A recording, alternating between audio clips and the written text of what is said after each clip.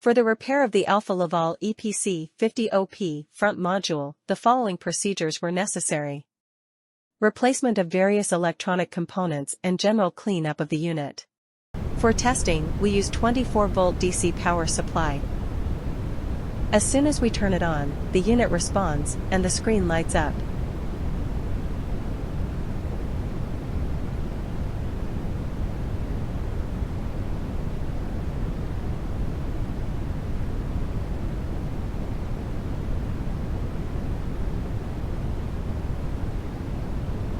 The error message is due to the absence of additional units.